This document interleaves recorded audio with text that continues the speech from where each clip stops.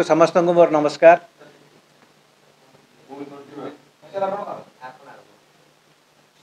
आज आपण माने एठिक आस्थिवार मु आपण मानकु समस्त को स्वागत करुछि। आज सारा ओडिशा रे समस्ते वर्तमान बहुत दुख कष्ट रही आलू संकट पाई। आलूर दाम जेभली भाव में बढ़ी बढ़ी चली जड़े साधारण मनीष जार कि मुख्य खाद्य भितर आलू गणा जाए सी लोक वर्तमान तार प्रिय खाद्य जहाँ से निर्भर करे ताकू से किणी पारना। आलूर दाम कौटी 40 टंका कौटी 45 टंका कौटी 50 टंका कौटी 60 टंका पर्यंत वर्तमान बढ़ी बढ़ी गलानी एवं केबे ए समस्यार समाधान हम तार विषय कौन प्रकार किसी समाधान बाट देखा जाऊ ना। 2016 मसीह पूर्वतन सरकार गोटे आलू मिशन आरंभ करथिले एवं से आलू मिशन विफल है बोले निश्चित भाव में आज आमको स्वीकार करने हम कारण जब आलू मिशन सफल होता तेल आज हुए तो यही अवस्था आम न था।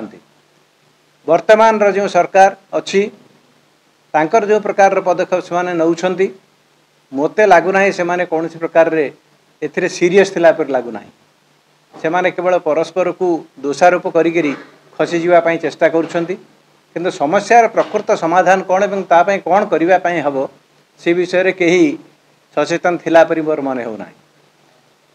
आज यही प्रेस कॉन्फ्रेंस माध्यम रे मुझे जणै देबा चाहे ओडिशावासी को जणै देबा चाहे सरकार को जणै देबा चाहे जे कौन से समस्यार समाधान करने को हेले ताकू गभीर भाव में अनुध्यान करने दरकार। 2016 मसीह जो आलू मिशन करागला से 100 कोटी टंका खर्च करागला ताहा कहीं विफल है प्रथम तार अनुध्यान हवा दरकार। जदि आमे आगामी दिन मानक सफलता खोजु ताले पूर्व दिन मानक विफलतार कारण प्रथम खोजिकी बाहर करने हम।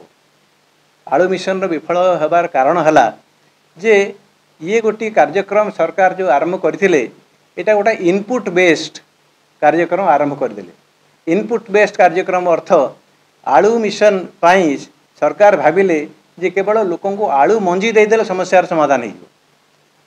आलू मंजी चाषी मान को जोगे दिगला केते रेट दिगला क्या दिगला तो आउ गोटे प्रश्न किंतु जहाँ भी दिगला 3 मास मध्य आलू फसल हो जाए। फसल आमदानी हो से आलू रहिबो कोठी तेणु आलू को किभली भाव में संरक्षण करा से अंतराय कौन से विषय रे अनुध्यान हवा दरकार। आलू मिशन फेल हवार कारण है मु कहबी जे प्रथम होची परिचालनागत त्रुटि। जो परिमाण रे हमर कोल्ड स्टोरेज रहिबा कथा शीतल भंडार रहिबा कथा सेगुड़िक ठीक भाव में परिचालना करागला नाही।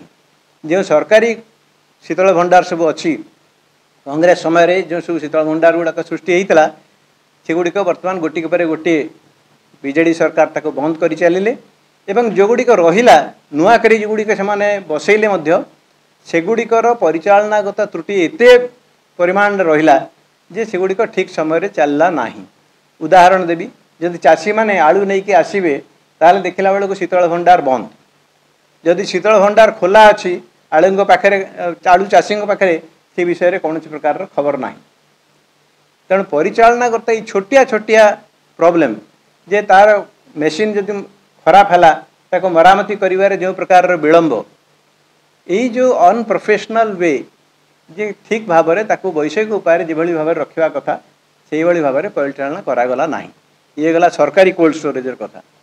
प्राइवेट कोल्ड स्टोरेज सब्सिडी सहित प्रथम थर पर कांग्रेस सरकार समय कृषि नीति समय एटा को आरंभ करा जायथिला 50% सब्सिडी पर्यंत व्यवस्था करा जायथिला किंतु देखागला जे जो प्राइवेट कोल्ड स्टोरेज गुड़ाक अवस्थापित है से ना कोल्ड स्टोर मालिक उपकृत हेले ना चाषी माने उपकृत हेले कहीं हेलेनी ना जेतेबेले चाषी माने चाष कले से मन रे कौन प्रकार भरोसा रहिला नाही जे कोल्ड स्टोर मालिक से आलू को नब से भाव में कोल्ड स्टोर मालिक मान भितर कौन प्रकार भरोसा रहिला नाही जे तांको पर्याप्त परिमाण रे आलू मिलियो कि नहीं। यही जो उभयंक भितर आलू चाषी एवं जो माने कोल्ड स्टोर बसई थे से भितर कौन प्रकार समन्वय न रहिबा फल आलू आगक तार परिव्याप्त है ना। यार समस्यार समाधान कौन? ये समस्यार समाधान सरकार ही करें। जदि सरकार गोटे पटे शीतल भंडार जो मैंने बसई से सहित एवं जो मैंने आलू बेपार आलू चाषी से सहित जदि ठीक भाव में समन्वय प्रतिष्ठा करी परस्पर को गोटे भरोसा दे पारे जे हाँ आपणकर जब चाषी मान भरोसा देवे जे आलू चाष कले से आलू को स्टोर करा पारिबो एवं मालिक मान भरोसा देवे जे से जब कोल्ड स्टोर बसैबे ताल पर्याप्त परिमाण आलू मिल जो समन्वय ये समन्वय करिवारे संपूर्ण भाव में सरकार विफल होते एवं ए विफल होबार कारण हूँ सरकार भाविले जे आलू बिहन देले आपे आपे समस्यार समाधान हो सेमती हुए ना। गोटे समस्या को मूलरू शेष पर्यंत जदि तार कोठी कोठी असुविधा अच्छी ताकू ठीक भाव में जब अनुध्यान करी जोटी असुविधा अच्छी तार जब समाधान उपाय बाहर कर न जाए ताले समस्या केवे समाधान हेब ना। तेणु आज यही जो वर्तमान व्यवस्था होती वर्तमान सरकार जो भावुं आज यूपी रु आलू आणबू काली पंजाब रु आलू आणबू परदिन विदेश रु आलू आणबू एमती समस्यार समाधान हुए ना। एगुड़ा हूँ नी जर्क रिएक्शन एगोटे हठात गोटे कौन होगा किसी गोटे कौन कहीदेकरी पार हो जावार कथा। मोर कहवा कथा है जे वर्तमान सरकार अंततः पूर्व सरकार जो विफलता ताको अनुध्यान तार कारण खोजी बाहर करंतु एवं तार कारण खोजाटा किसी कौन प्रकार आदौ कष्टकर व्यापार नुहे तार समाधान बाट बाहर करंतु।